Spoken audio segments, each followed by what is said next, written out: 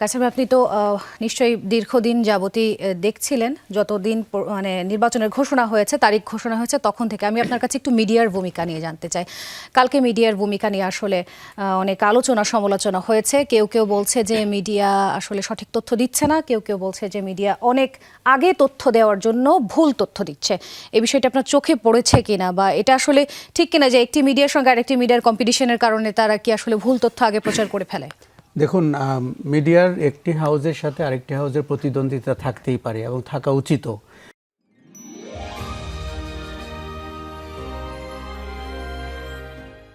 কিন্তু নির্বাচনের মতো একটা স্পর্শকাতর বিষয়, যেখানে আপনি জানেন যে জয় পরাজয় অনেকটা জীবন মৃত্যুর মতো, সেখানে আপনি ভুল তথ্য পরিবেশন করতে পারেন না, অথবা আংশিক সত্য অথবা পূর্ণাঙ্গ সত্য না এটি পরিবেশন করতে পারেন না। গত 24 ঘন্টায় আমরা কিন্তু সেটা সাংঘাতিকভাবে হতে দেখেছি।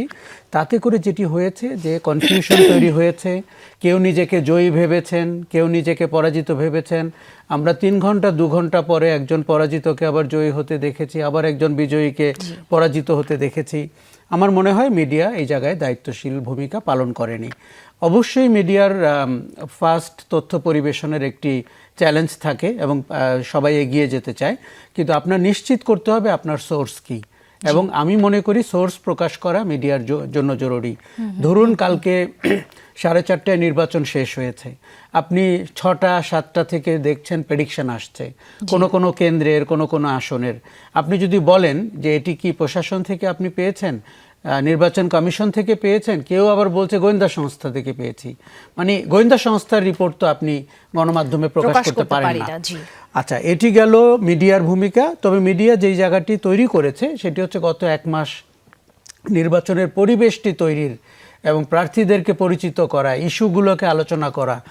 কোনো মিডিয়াকে আমি দেখেছি আসন ভিত্তিক ডিসকাশন করা, ওই জেলার সমস্যা কি, ওই আসনের সমস্যা কি, এগুলো সবই ইতিবাচক। আমি একটু তথ্য নিয়ে কথা বলছিলাম, যদি কাইসারের গতকাল আমি একটা আলোচনায় ছিলাম, সেখানে আসলে একটি বিষয় হচ্ছিল, আমরা যখন রেজাল্ট প্রকাশ করি বা আমরা কত আসন, কোন আসন এখনো প্রকাশ করছি, আমাদের স্ক্রিনে এখনো যাচ্ছে, আমরা কিন্তু স্পষ্টভাবে বলে দিচ্ছি যে বেসরকারিভাবে প্রাপ্ত তথ্য কিংবা স্থানীয় সূত্রে প্রাপ্ত তথ্য, যেহেতু এখনো সিইসি ঘোষণা করেছিলেন না, তো আমরা তো এইটা আসলে মিডিয়ার তো প্রকাশ করার সুযোগ আমি ঠিক এইটার কথাই বলছিলাম। আপনি যখন বলেন বেসরকারিভাবে প্রাপ্ত অথবা স্থানীয় সূত্রে, তখন কিন্তু আমি বুঝে যাই এটা অফিসিয়াল না।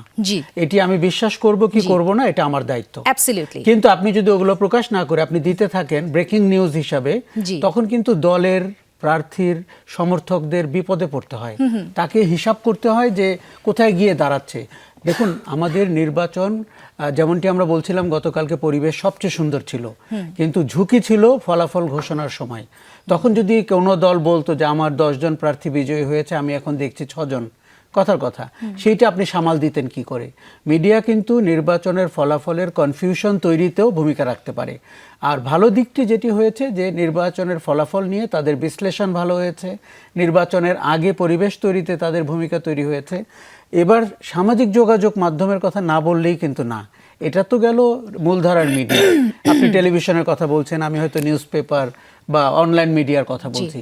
সামাজিক যোগাযোগ মাধ্যম হয়ে গেছে যে নিজের মত প্রকাশের ক্ষেত্র। দেখুন, তাতেও সমস্যা নাই। অনেকেই কিন্তু বলছিল যে সামাজিক যোগাযোগ মাধ্যমে একটা অন্য ভিন্ন নির্বাচন চলছে। এটি আমি এখন বলি আপনাকে, নির্বাচনের আগে আপনি খেয়াল করেছেন প্রচারণায় সামাজিক যোগাযোগ মাধ্যমে বিজয়ী কারা ছিলেন?